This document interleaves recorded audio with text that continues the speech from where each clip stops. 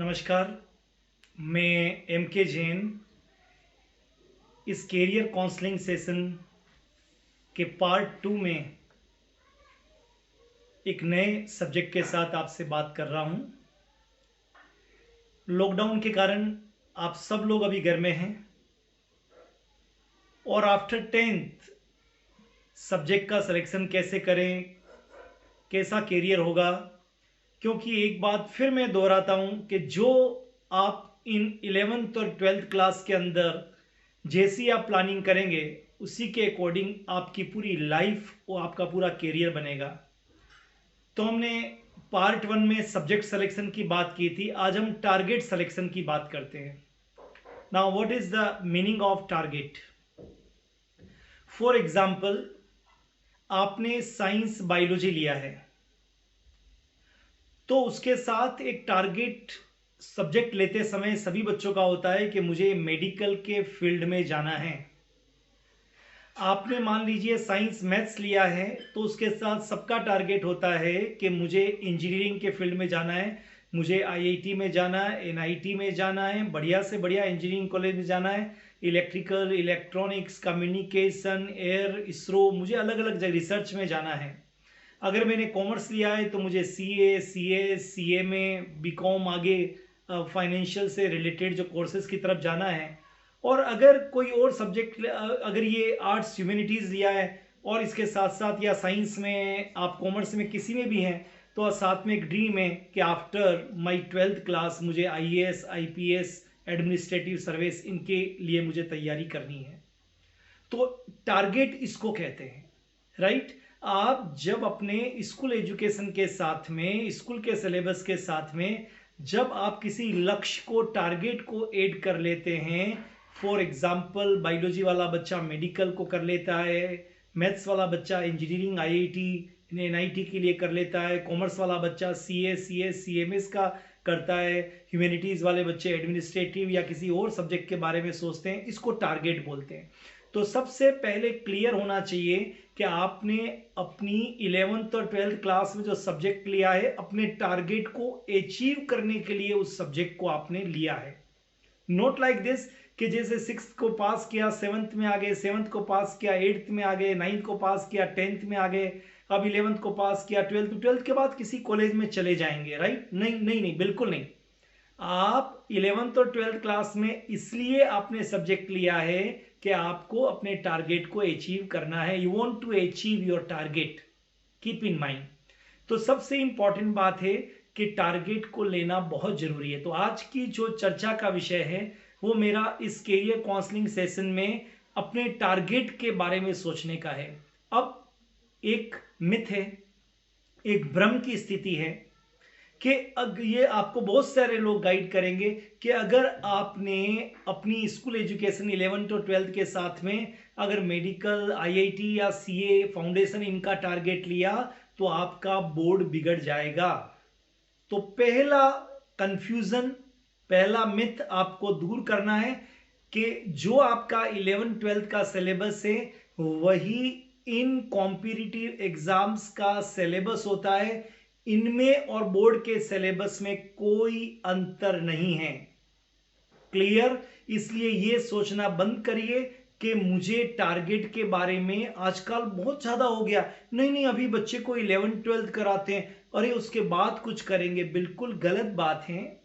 शर्मा जी के बच्चे के साथ में कुछ गड़बड़ी हुई जिसके कारण उसका 12th के साथ में तैयारी की थी मेडिकल का और मेडिकल में सिलेक्शन नहीं हुआ और बोर्ड में भी नंबर कम आ गए। वर्मा जी के बच्चे का आईआईटी की तैयारी 11th 12th के साथ में की थी, उसका आईआईटी में सिलेक्शन नहीं हुआ, बोर्ड में भी परसेंटेज कम हो गए। केवल इन कुछ एग्जाम्पल्स को देखकर आप अपने बच्चे के बारे में कुछ राय मत बनाइए, या बच्चे आप भी केवल उन बच्चों के बारे में सोच के अपनी राय मत बना। आप हैं। शर्मा जी का बच्चा शर्मा जी का था, वर्मा जी का बच्चा वर्मा जी का था, और बहुत सारे शर्मा जी के बच्चों का आईआईटी में हुआ, बहुत सारे वर्मा जी के बच्चों का मेडिकल में हुआ, इसलिए आपका भी हो सकता है। तो मेरा पहली गाइडेंस ये है कि आपको कोई भी सब्जेक्ट 11th 12th में लिया है, right from the beginning 11th class से ही अपने टारगेट को याद रखना चाहिए और अपनी तैयारी टारगेट के अकॉर्डिंग ही करनी चाहिए, right. Competitive exams nothing just an extension of board class. Competitive और बोर्ड क्लास के सिलेबस में कोई अंतर नहीं है, पैटर्न का अलग है। एक नए पैटर्न होता है, वहां ऑब्जेक्टिव लेवल होता है, एमसीक्यूज होते हैं, यहां पर सब्जेक्टिव लेवल का एग्जाम देना पड़ता है। आपको जान के आश्चर्य होगा, आपकी एनसीईआरटी बुक्स अपने आप में इतनी परफेक्ट है, किसी भी नीट क्लियर करने वाले बच्चे से पूछिए कि मैक्सिमम क्वेश्चंस कहां से आते हैं, तो उसका जवाब होगा कि अगर एनसीईआरटी को लाइन से लाइन पढ़ ली जाए 2 साल तक 11th और 12th में, तो मेडिकल के सिलेक्शन को कोई नहीं रोक सकता है। सारे क्वेश्चंस उन्हीं बुक्स में से आते हैं। दूसरी चीज, सिलेबस एक हो गया, तैयारी अलग अलग नहीं है। अब मैं छोटा सा एग्जाम्पल देता हूं। चक्की में गेहूं को एक ही बार पीसा जाता है, बार बार नहीं पीसा जाता है। तो अब हम बात करते हैं कि जिन बच्चों ने 11th-12th के साथ कॉम्पिटिटिव टारगेट की तैयारी की थी, नीट की, आईआईटी की, सीए की, और जिन बच्चों ने बोर्ड के बाद में 12th के बाद में ड्रॉप लेके और कॉम्पिटिटिव एग्जाम्स की तैयारी की थी। 2 केसेस मैंने बोला है। एक बच्चे ने अर्ली स्टार्ट किया, 11th और 12th के साथ में कॉम्पिटिटिव एग्जाम्स की तैयारी की। एक बच्चे ने after class 12th competitive exams NEET और आईआईटी की तैयारी की।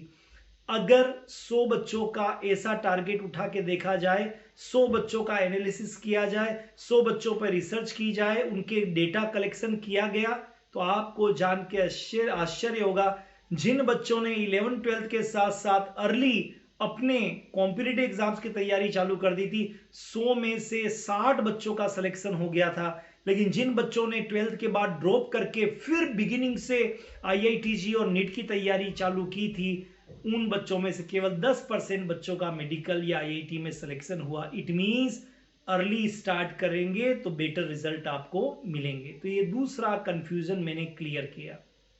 तीसरा, ऐसा कहते हैं बहुत प्रेशर डेवलप हो जाता है। नहीं, अगर आप साइंस में रेगुलर स्टडी करते हैं, उसके साथ में किसी कोचिंग सेंटर के साथ में आप अटैच हो जाते हैं और फोर्टनाइटली आप टेस्ट देते हैं, उसका एनालिसिस करते हैं, तो आप खुद सोचिए। मैं एक छोटे से एग्जांपल से इसको समझाने की कोशिश करता हूं। आप वाटरमेलन घर में लेके आइए, क्या करते हैं वाटरमेलन को? क्या पूरा के पूरा खा जाते? नहीं, उसको छोटे छोटे पार्ट्स में डिवाइड करते हैं और फिर आनंद के साथ में आप खा लेते हैं। आप आम को, क्या आम को पूरा ही खा जाते हैं? बिल्कुल नहीं, आम को आप पीसेस करते हैं और फिर आप खाते हैं। तो जब बड़े लक्ष्य होते हैं तो उनको छोटे छोटे टुकड़ों में तोड़ देना चाहिए और फिर उसको अचीव करना चाहिए। तो मैं फिर आपसे कहूँगा कि अगर आपने 11th क्लास के साथ में 11th के कोर्स को, जो मेडिकल में आने वाला, आईआईटी में आने वाला, उसको वहाँ कर लिया, 12th के साथ में आपने 12th के कोर्स को कर लिया और थोड़ा सा 11th को रिवाइज करते रहे, तो आपकी सक्सेस रेट बढ़ जाएगी। तो मैं कंक्लूड करना चाहूँगा और मैं यही करना चाहूँगा कि जो बच्चे 10th के बाद में साइंस, बायोलॉजी, साइंस, मैथमेटिक्स या कॉमर्स या ह्यूमैनिटीज़, आर्ट्स के सब्जेक्ट ले रहे, एक टारगेट को जरूर सोच उसके साथ अटैच कर लीजिए और उसकी तैयारी वेरी बिगिनिंग से करनी चाहिए। ओके, आप ध्यान रखिए, अगर ये आप इस तरह से प्लानिंग करेंगे तो आपको दिक्कत नहीं आएगी और आप अपने टारगेट को अचीव कर पाएंगे। तो एक भ्रम की स्थिति जो है, जो बहुत ज़्यादा है, जो ऐसे लोगों के द्वारा फैलाई जाती है जिनका सिलेक्शन नहीं हुआ होता है या किसी अन्य कारण के कारण उनके बोर्ड में परसेंटेज कम आ जाते हैं। बट आपने कहावत तो सुनी होगी कि जब आप सामने वाले की तरफ उंगली उठाते हैं तो 3 उंगलियां आपकी तरफ होती है, केवल 1 उंगली सामने वाले की तरफ होती है। बस ऐसा ही होता है। अगर आप उन बच्चों की लाइफ का एनालिसिस करेंगे जिनके बोर्ड में मार्क्स कम आए और आईआईटी या मेडिकल में भी सिलेक्शन नहीं हुआ, तो उनका सिर्फ और सिर्फ कारण ये साथ में टारगेट के साथ तैयारी करना नहीं था, बल्कि कारण कुछ और था। अगर आप एनालिसिस करेंगे तो आपको मालूम चलेगा, वो लक्ष्य को नहीं लेते, टारगेट नहीं लेते, तब भी उनके बोर्ड में परसेंटेज कम ही आते हैं। तो बच्चों और अभिभावकों, पेरेंट्स, मेरी सबसे रिक्वेस्ट है, आप शुरू में गाना गाते हैं, पापा कहते हैं बड़ा नाम करेगा, बेटा हमारा ऐसा काम करेगा, और बच्चा जब आपकी गोदी में आता है तभी आप सपना पालते हैं, मुझे इसको डॉक्टर बनाना है, मुझे इससे इंजीनियर बनाना है, मुझे इसको आईएएस और आईपीएस अफसर बनाना है, मुझे इसे अलग अलग तरह के बड़े बड़े फील्ड में ऑफिसर बनाना है, बड़ा बिजनेसमैन बनाना है। लेकिन ये सारे सपने जब आप 11th क्लास में आते हैं तो फिर आप क्यों ऐसी बात करते हैं कि केवल 11th 12th कराना है? नहीं, ये गलत बात है।